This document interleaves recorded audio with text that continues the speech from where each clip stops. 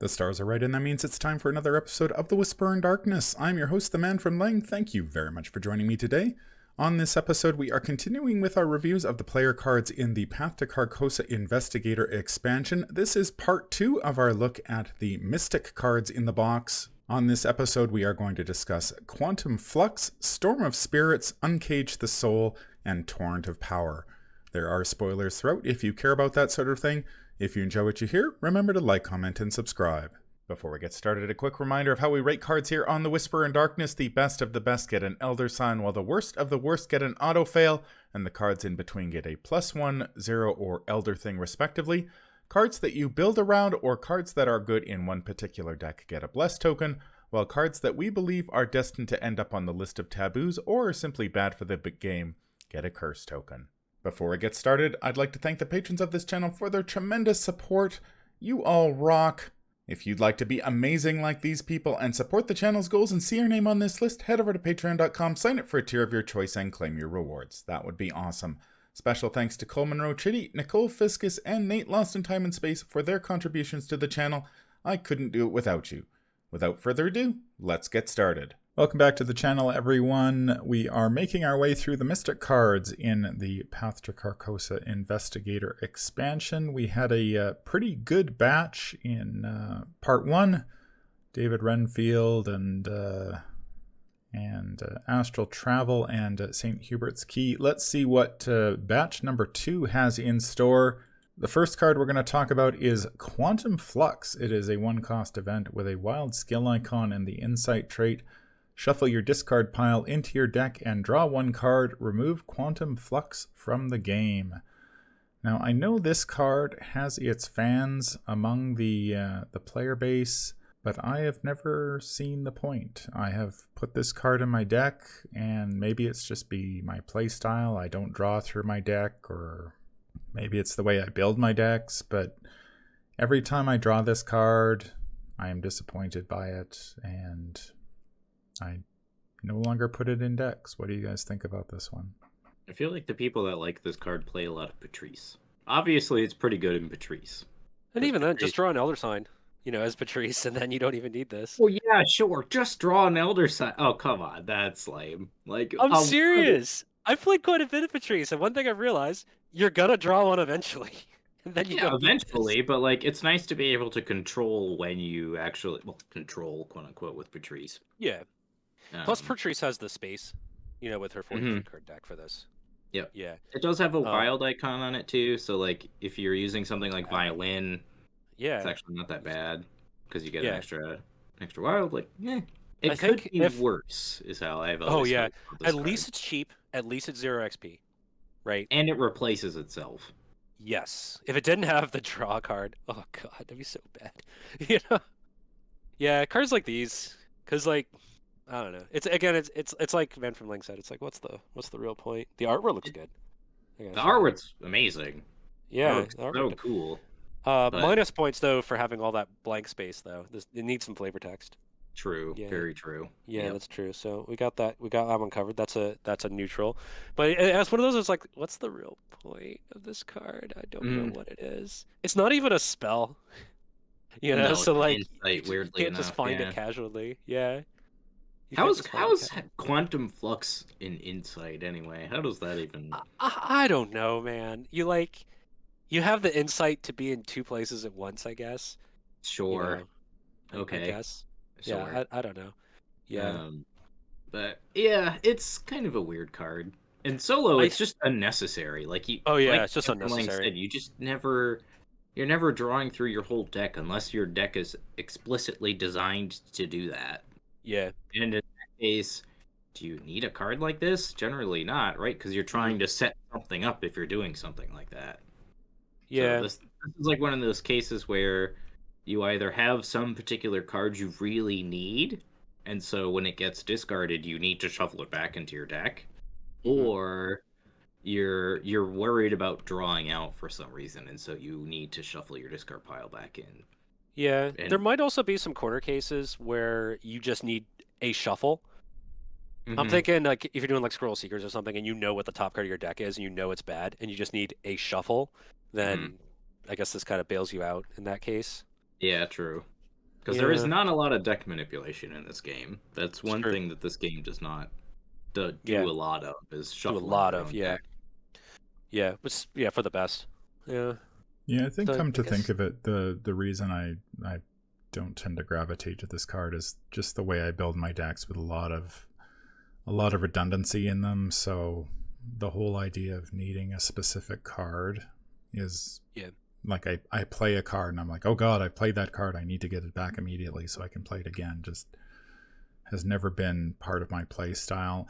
I think when this card was initially released, it got a lot of hype because people had been so traumatized by Beyond the Veil in Dunwich Legacy that suddenly they had a way to play around Beyond the Veil that this card got a lot of had its admirers. But the other way to play around Beyond the Veil is just to beat the scenario before you run out of deck.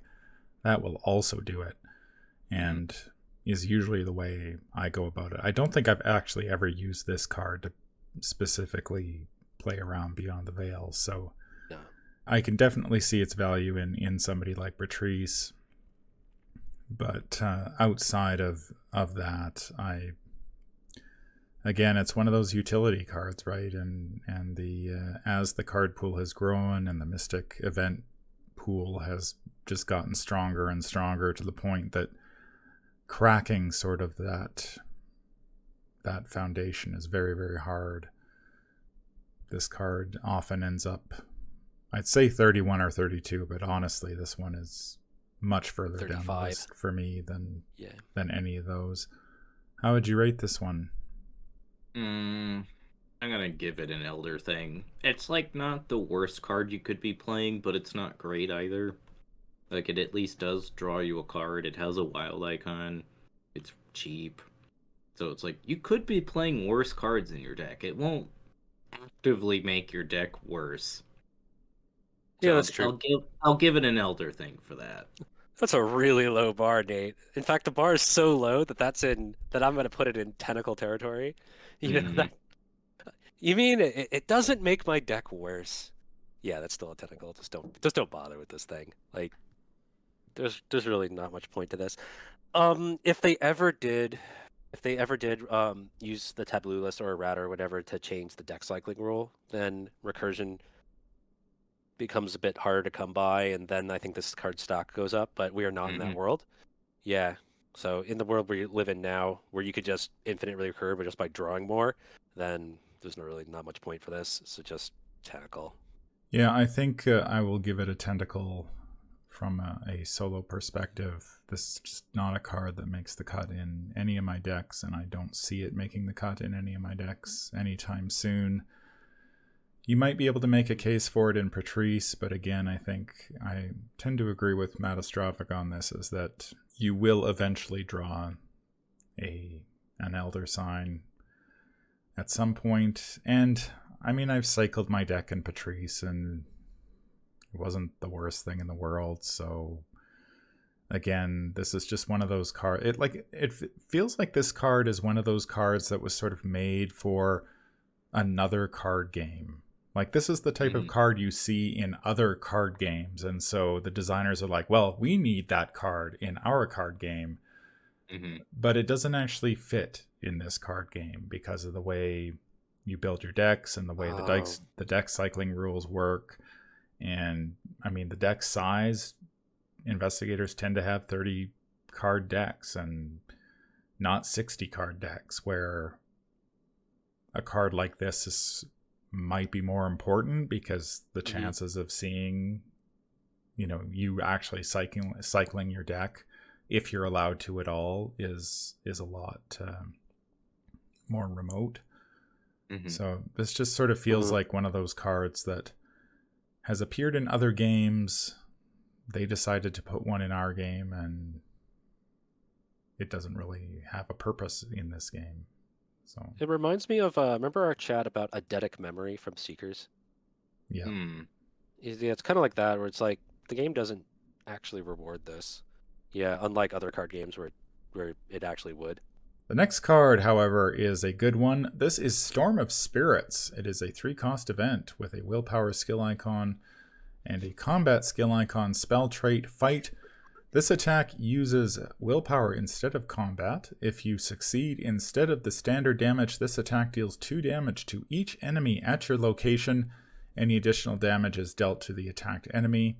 If a skull, cultist, tablet, elder thing, or autofail symbol is revealed during this attack, deal 1 damage to each investigator at your location. Now, this card is expensive at 3 resources.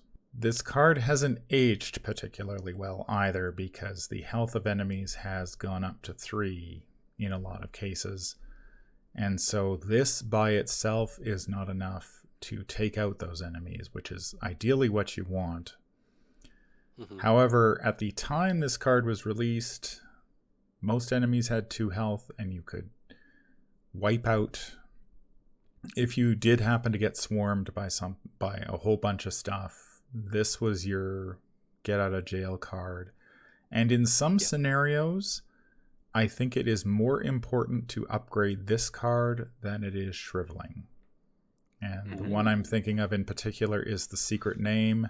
When I played the Secret Name, I think a lot of Mystic players, they're like, well, I have some experience. I need to upgrade my Shriveling right away. That is not the correct answer. That is not the correct choice in the Secret Name because of the stupid rats. You need something like this in case you get swarmed. And once I upgraded this first, the Secret Name became a lot easier to play. Yeah. What do you guys think about this one? Yeah, I think the other obvious elephant in the room with this card is Swarm. If you're playing Dream Eaters or any of those other scenarios, right? This gets a lot more stock in that specific campaign because you deal with Swarm enemies, and this card is really good at dealing with Swarm in particular. And so if you're playing Dream Eaters, you're also going to be looking at this card. But I like what this card does for the card pool is like it does something wholly unique in that it deals with, it's AoE damage, which is not something like Shriveling provides. Where Shriveling is going to be good at a single target, this is going to be good when you need to deal lots of damage to a wide area, which is cool.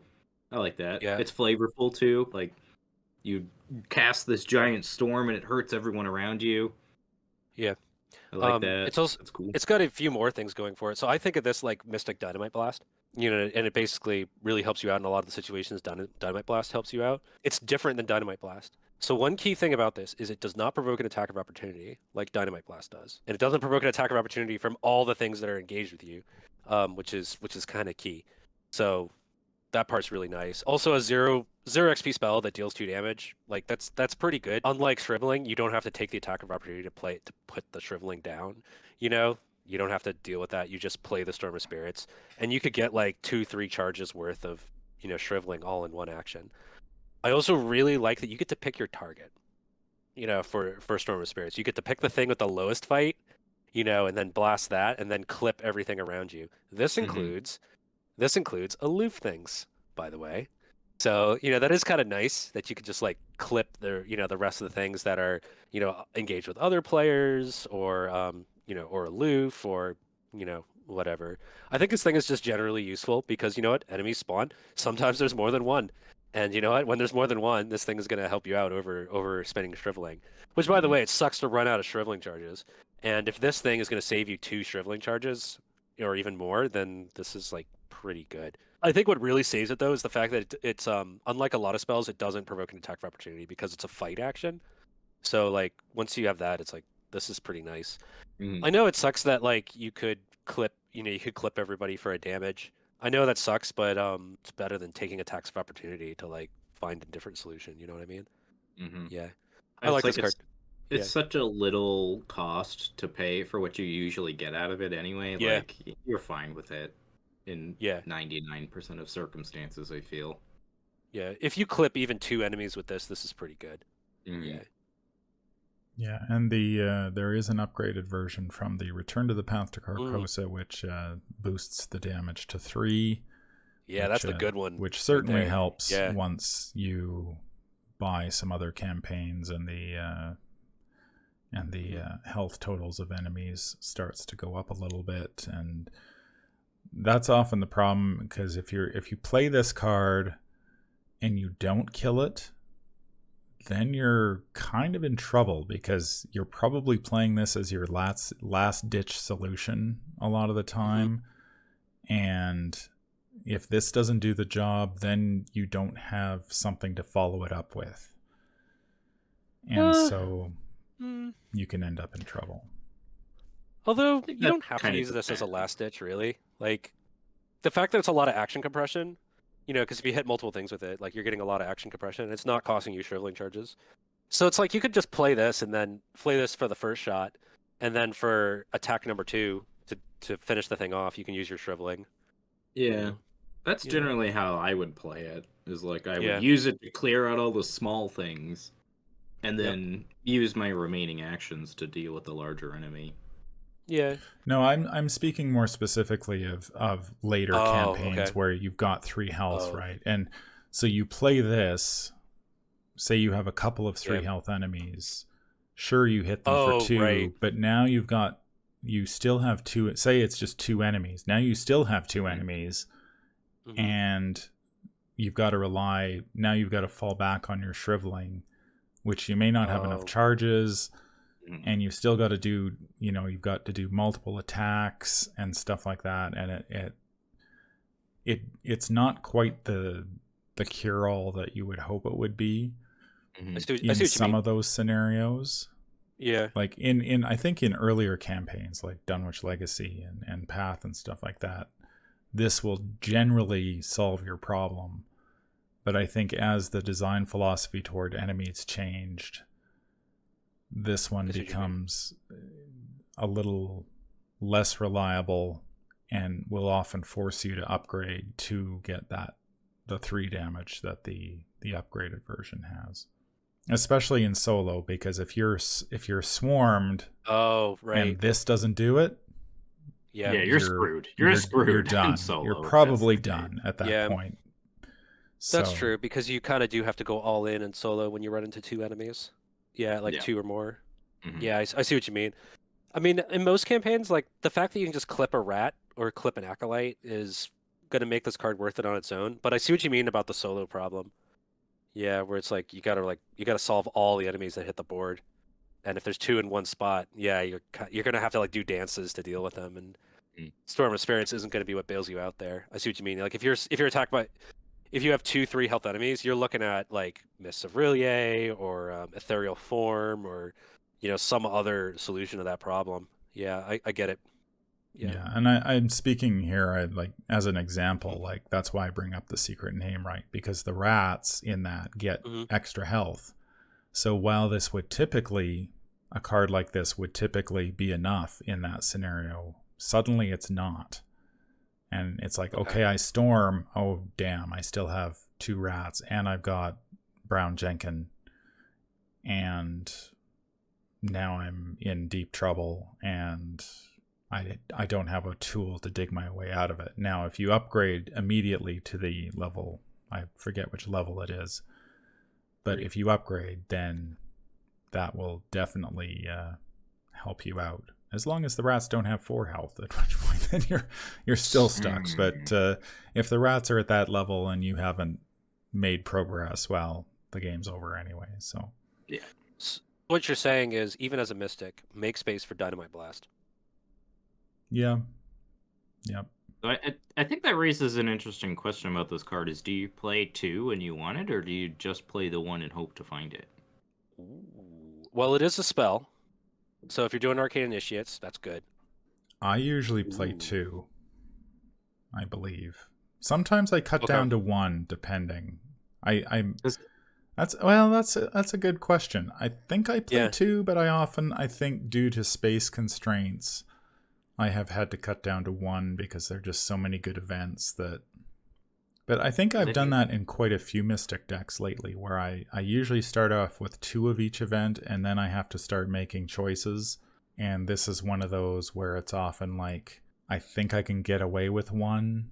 Like the situations where I'm going to get swarmed are less than, say, needing extra clues.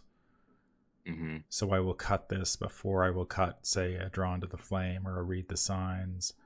And Spectral Razor is just so good that I keep that at 2, and so this one ends up getting cut back to 1. Mhm. So I think I probably played 2 all the time, and now I've had to trim it back to fit in some of the other stuff. And of course, you've got Warder Protection in there too. So what I've talked about, like I've built a 10-card deck already, and I haven't even. Yeah, it's true. Mystics. Yeah. I admit, like myself, I've been trying to these past few cycles with Mystics is try to break away from the 2 Shriveling, 2 Rite of Seeking pattern. Like that. I've already built a 10-card deck and I haven't even opened my binder yet. Yeah, so I've done things like I'm gonna play Clairvoyance, Rite of Seeking, Storm of Spirits, no Shriveling. Like that type of stuff. I've been trying to like mix around the combinations. Or like my classic Agility Agnes. That's what I basically did for Agility Agnes was like I just loaded up on repeatable, the repeatable asset spells that found clues, relied on Agnes's agility to deal with enemies, and then you had stuff like this, to like help out, and then I didn't have to play Shriveling, that sort of thing. So like that's where I've been kind of going is less of so I don't have the problem of I've got 2 Shriveling and I've got 2 Rite of Seeking and I've got 2 Storm of Spirits and I've got 2 Read the Signs. It's like no, I'll have like the Rite of Seeking, the Read the Signs, no Shriveling, Storm of Spirits, and that's how I've been going. It's like so as a result, it's like whether I would run 2 or 1, kind of depends on what the role is in the team. To be honest, like if I'm going to be the primary Monster Slayer, yeah, I'd probably have 2 Shriveling and 2 Storm of Spirits. Got to be honest, and probably 2 of the Azure Flame as well because that's what I'm doing. Yeah, but if I'm the primary investigator in the team, then I'll do like 2 Clairvoyance, 2 Rite of Seeking, probably 2 of this to help out because it's nice specialist attack. It's a bit more interesting than like Shriveling, that sort of thing. And then like maybe no Spectral Razor at that point, because I got someone else who's doing all the single target damage. Yeah, In other words, I think you can't really go nuanced. wrong with 1 copy at least because of this hits aloof and being Just able to clipping tag an acolytes. aloof enemy Yeah. with this while taking out the main threat is awesome. Yeah, it's also going to be you're going to feel really good when you clip a Wizard of the Order with this because that thing is its 4 fight. That thing is pain in the butt. But you could like aim this at the rats, that's next to him, and then clip the wizard, and then you're going to feel like $1 million. Yeah, stuff. I mean, to me, the classic example is those goddamn whippoorwills, man. Those goddamn whippoorwills. Yeah, it's true. Because you Like, got to you're walking overboost around for those. Dunwich, and then those stupid whippoorwills just follow you around, and you fight one enemy, and you're like, all right, get the fuck away from me. It's true. Yeah, because the whippoorwills, that's a great example because because you want to fight, you're engaged with the acolyte, so you gotta attack the acolyte. But the acolyte's at 3. The whippoorwill kind of puts him at a 4. If you're at 5 willpower, you're boosting to deal with this thing. So it's great when Storm of Spirits bails you out and deals with the whippoorwill forever. Yeah, because you got to put all that effort into dealing with the acolyte because the whippoorwill is standing by. Yeah, and it's like if you're playing multiplayer too, dealing with the whippoorwill helps everyone else out Oh too. God, yeah, whippoorwill's such a pain in the ass. And we but know that's why that there's if such a one well-designed whippoorwill card. has showed up, Yeah. we know if one whippoorwill has showed up, there's inevitably another one coming down the pipe. So then you're in the whippoor whirlpool on your the whippoor whirlpool. So yeah, and it feels good to like throw your whole hand into dealing with both whippoorwills and the acolyte with Doom on him. Then it's like that's a great play, Yeah. How would we rate this one? +1. I think this thing's very good. Yeah. Yeah, like it fills a niche that is not filled otherwise in the Mystic card pool, and I think for that alone, it deserves a +1. And like it will bail you out of situations that no other card is going to do in Mystic. Yeah, actual action compression, because like Mystic doesn't actually have that much like real action compression. Like get a lot of things done in 1 action, and this is one of the few cards that does it. Honestly, I think I got to go Elder Sign on this one. It's good. I respect that. It does something unique, and you might only end up playing 1 copy, but when you need it, this thing can do a tremendous amount of work for you. And even if you take the damage, it's probably a lot less than the damage you were going to take during the enemy phase that was going to come up. If you do have a choice, it depends on the campaign. Sometimes you don't need to upgrade this. Sometimes you do. And that's one of those decisions you sort of can only make after you've played a campaign You've gone through it once. You're like, okay, I need the upgraded Storm of Spirits to get through some of the areas. But yeah, this is one of those cards that makes the cut in my Mystic decks more often than not, and I would need a very good reason not to play at least one copy for those situations, especially in solo, where getting swarmed is like the kiss of death. Yeah. Yeah, I think in multiplayer you might consider cutting this card just because you're like Matt said, your role might not necessitate a card like this. So yeah, you have the team to rely on when enemies show up. But yeah. But in solo and 2-player, this is a really nice trick to have in your back pocket. The next card we're going to talk about is Uncage the Soul. Free event, 2 willpower skill icons, spirit trait, play a spell or ritual card from your hand, reducing its resource cost by 3. I'm just going to give this one an Elder Sign because it's freaking amazing. Yeah, just the numbers. Free, 2 willpower skill icons, play a spell. So it's got action compression, it's got resource compression. I mean, this card, when this card came out, I think every Mystic player just lost their minds because it was just, it was like the answer to our prayers.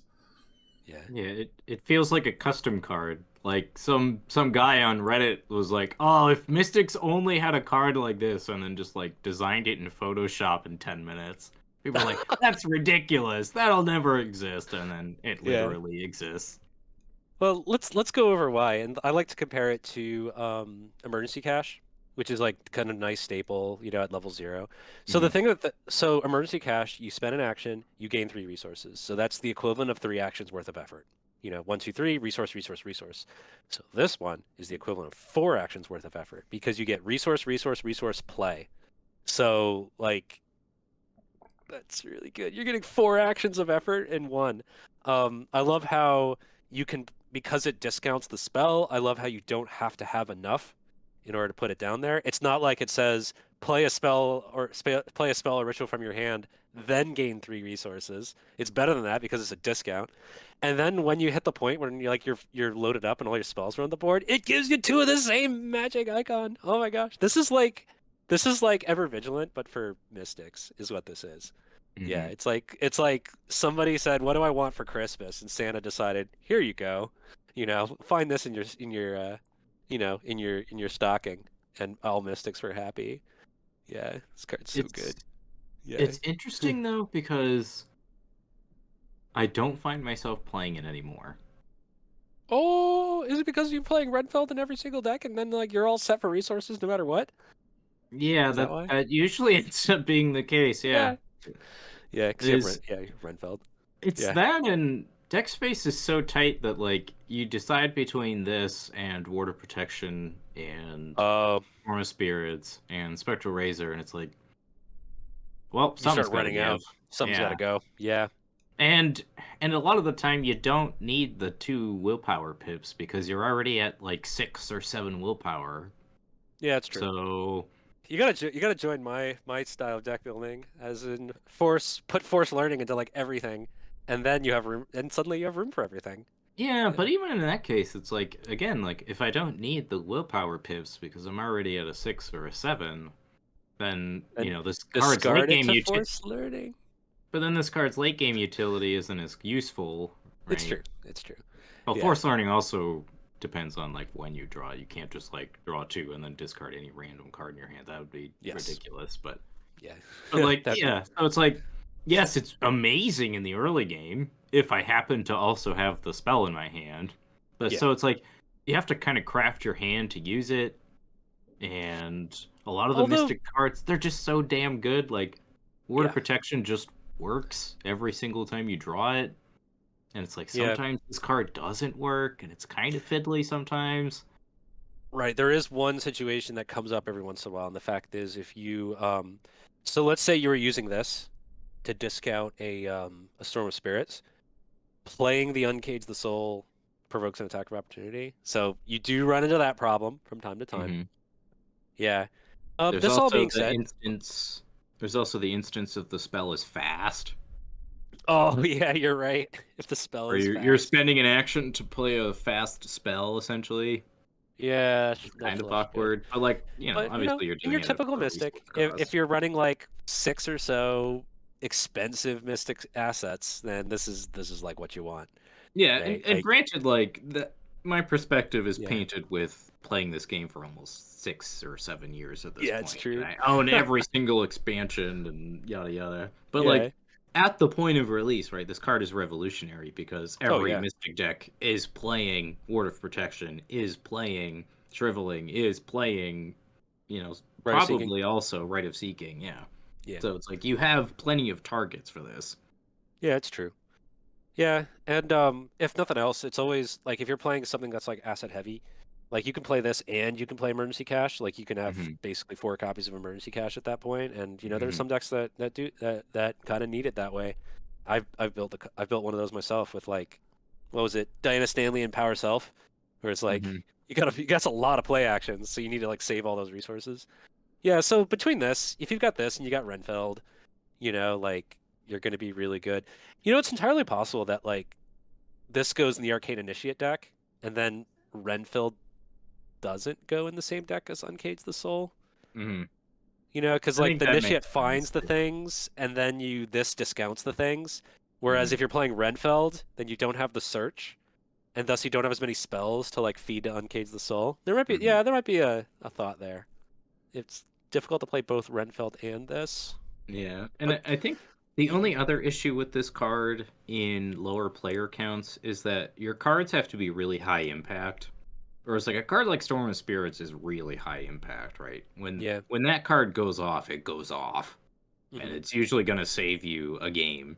Whereas Okay. like when this thing goes off, it's emergency cash or it's a worse guts. And it's like sometimes that just really isn't enough in certain Yeah, decks. I see what you mean. That being said, if it's an emergency cache, that means you're not playing emergency cache. You're playing something better than emergency cache because this is True. also a guts, like, which is Yeah. Which is better than true. emergency cache, which has no icons at all. Yeah. And maybe it's just the way I Uh, build decks, but I tend to build my decks basically considering that I only ever have 5 resources. oh yeah, I see what you mean. Yeah, I see what you mean. So Okay. it's like I basically build my deck expecting to play 2 or 3 resources or 2 or 3 assets the entire game Oh yeah, I get it. I get it. because I may or may not have time to do other stuff later, Hmm. depending on what the scenario does. Yeah. And So so you kind of end up in this awkward spot with this card sometimes, I think. yeah. And I Well, end up a lot it's an for that economy reason. card, and if your deck doesn't need economy, then it may not need Mhm. this. But it's probably the first economy card you reach for. Yes, yes, without Yeah. question. Now, playing this card on turn 1 is undeniably awesome. I mean, you draw this in your opening hand with a Shriveling and you're You go. smiling. But when I think about all the games I have played, there have been many occasions where I top deck this thing and I'm sitting at 1 resource and I have 0 Shriveling charges and a Shriveling in my hand, and the game just changes on a dime.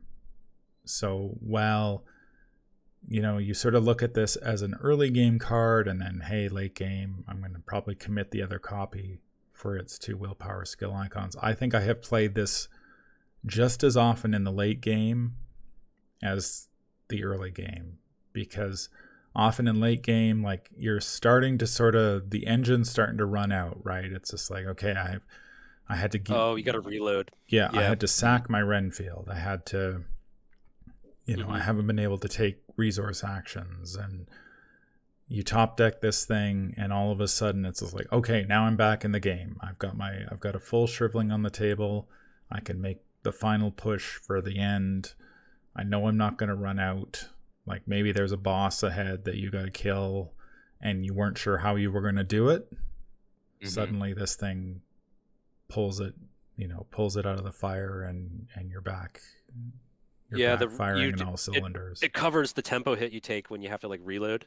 Yeah. Yeah, Mhm. like by playing a second asset, or reloading your Shriveling, reloading your Rite of Seeking. Yeah, I Mhm. get it.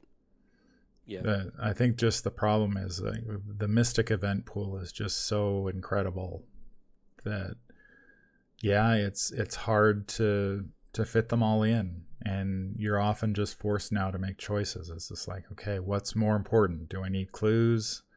Drawn to the flame and read the signs. Do I need to kill things? Spectral Razor and Storm of Spirits. Do I need resource generation? Uncage the Soul. Do I need cancellation? Word of Protection? And then there's all the other stuff in there that, it's like maybe not playing 2, but I need 1 copy. And so, yeah, I think this one is... Just play Forced Learning like I do, man. Just do that. Easy. Solves all your problems. Well, I've rated it an Elder Sign. What do you guys think? Elder Sign. And what it does as an economy card and tempo card, it's so good. So yeah, it's hard not to, like, even though I criticize it, it's hard not to give it an Elder Sign for what it does. Like, it is the premier economy card in Mystic. Yep. But yeah, I don't know, it's a weird, interesting conundrum for me in this card. Because I find myself in a lot of situations, like, I imagine this in my opening hand. I've got 4 other cards and then this, right? And unless one of those other 4 cards is exactly an asset I'm going to play with this, it kind of feels awkward. Oh, I see what you mean. Yeah. So it's like, do I mulligan this card, or do I save it in the hopes that I'm going to mulligan my other cards and see what I want? And then if I don't, then crap. I see what you mean. But you know what I'm going to say to that? Even if you only save 2 instead of 3, do it anyway. Because that's still good value. It's not even that. It's like, do I literally have a spell or ritual card to play? Oh, I get it. And if I don't, if I don't, then do I mulligan this to get what I want, or do I keep this in my hand in the hopes that I draw it and can reduce it? I see what you mean. Yeah. Either way, this is proven better than Emergency Cash for you. Yeah. I think I would keep it. I don't think I would mulligan this away if I didn't have an asset in my hand to start. What you're talking about is you're going to use it, at some point, pretty soon, pretty early, right? You're going to use it to save that 3 resources. Okay. Especially if you've got an Arcane Initiate too, and okay, I'm probably going to pull a spell sooner than later. Okay. So now we're talking about the Initiate Uncage the Soul combo. Yeah, as opposed to Renfield. Yeah. Okay. Anyway. But it's interesting because, like, what if you're not playing a bunch of spells or rituals? Which is possible. It is possible. In which case, don't run this. The next card we're going to talk about is Torrent of Power. This is a skill with 1 wild skill icon and the practiced trait. As an additional cost to commit Torrent of Power to a skill test, spend up to 3 charges from among assets you control. For each charge spent this way, Torrent of Power gains 1 willpower skill icon and 1 wild skill icon.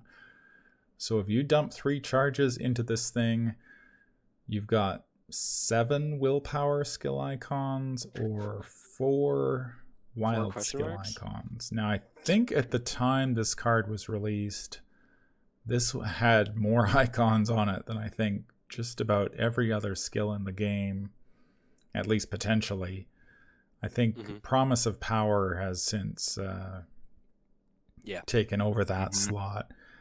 Yeah. Now, I have built a deck around this using Akachi and the Decorated Skull to as the charge source, because I think it says 3 charges, but charges are just so precious in Mystic that sort of really knocks this card down off its potentially lofty perch. I just don't find in solo that I can spare charges to power up this thing, so I don't play this card very often. I did build the deck with Akachi and Decorated Skull to power it, and it did work, but it felt like that deck was a card or 2 away from really coming together. It feels like it's missing a piece to really, like, it needs something else, and I'm not entirely sure what that something else is, whether it just needs more charge generation or more interesting ways to spend charges. Oh, I see. Yeah. Like, you've got this, obviously, to just blow away a skill test, but it feels like it needs some other way to spend charges to make it really sort of exciting. So if you don't have this card, you have some other thing to dump those charges into. What do you guys think about this one? Yeah, I get what you mean. Like, charges aren't secrets. Like, secrets have this whole fleshed out archetype that like interact with other cards and do all this other interesting stuff, but charges just don't really. True. Like, other than this card, there just isn't anything interesting to do with charges other than whatever card put on, like shriveling. Like, you're just gonna use that effect. So yeah, it's like this effect isn't particularly exciting either, and it feels a bit overkill sometimes. It's like one charge is probably going to be enough most of the time. Maybe Yeah, two. because one gets you up to like a 3 willpower or unexpected courage, which I think is like good enough, to be honest. Like, it bails you out. I think if you, and I do like the fact that you can go Hail Mary when you run into something that, like, the one treachery that requires a combat test. You know, like, you could get yourself 4 icons, like, if you really have to, and I do like that. I also like how you can help out your rogue friend, you know, with getting a giant willpower test. You know, Frozen Fear. You know, I think that is, all those are pretty nice. That all being said, I do think that Promise of Power kind of kicked this thing out of contention. I gotta be honest. Yeah. Promise of Power is just like a It's so good. stupid card to begin with, and Yeah, it's a little much.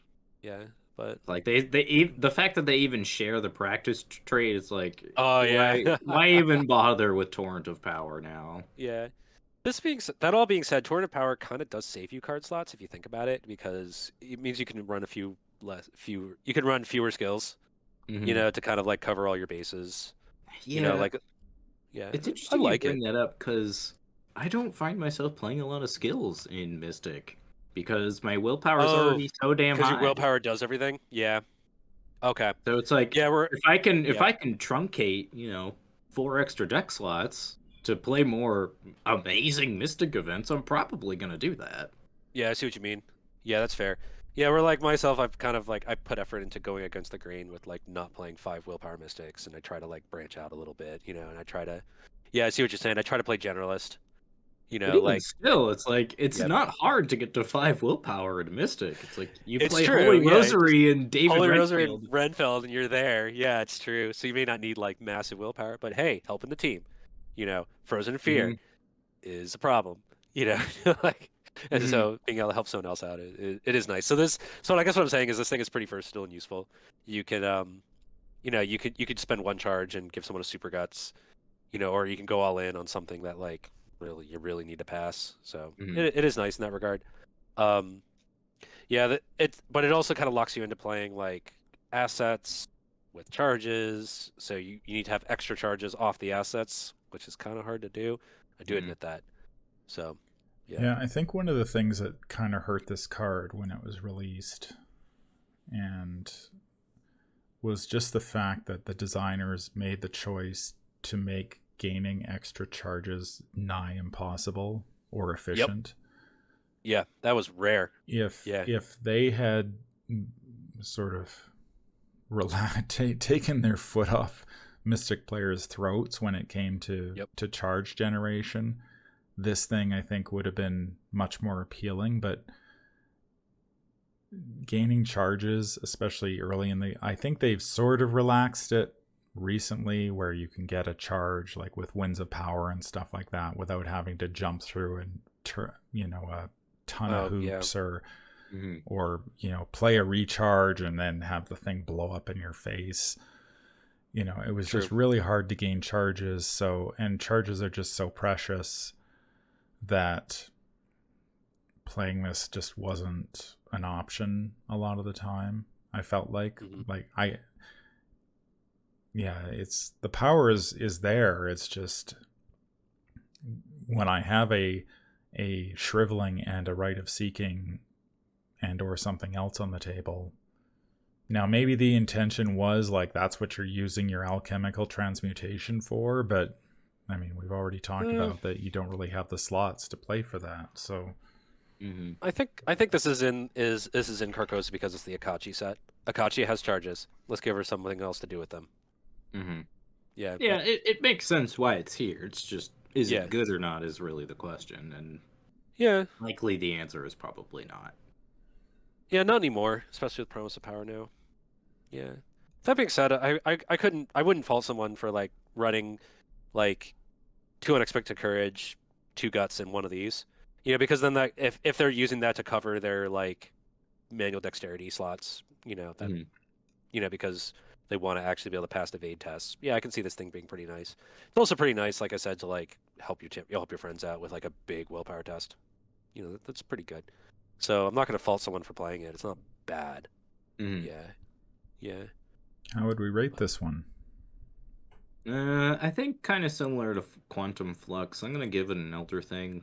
Like it probably won't make your deck actively worse, but you're likely really not getting much more than a wild icon out of it most of the time because Okay. your charges are so precious. Yeah.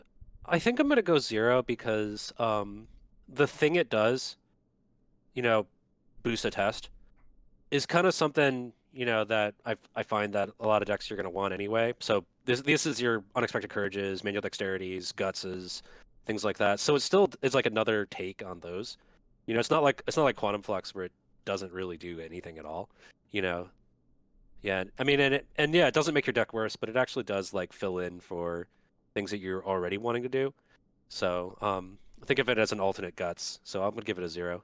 I mean, it's not exactly gonna draw your card like Guts does and be like one of the strongest cards in the game as a result, but it's still like pretty good. Nice get out of jail card. So I'm gonna give it a 0. Yeah. I am going to give this a bless token. Ooh, baby.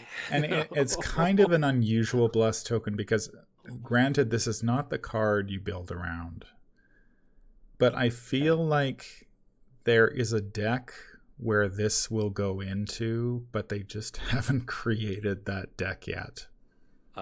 It's like if the deck just had a couple of cards to sort of tie it all together and give you something more interesting to do with charges in addition to Torrent of Power, I think there's an Akachi deck that you would build that would be like, yep, I've got my Torrent of Power, I've got, some charge battery that I can use, and then I'm playing my Torrent of Power and card X and card Y, and it all sort of creates this nice, neat little package.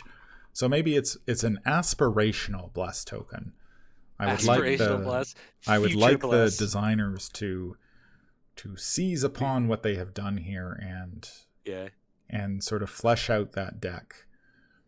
But on its own, it's probably 0 elder thing territory, but I would like it to be a bless as part of as some part of as a part of that deck where you're like moving charges around and spending charges in unorthodox ways. I think that would be a fun mystic thing that hasn't been explored yet.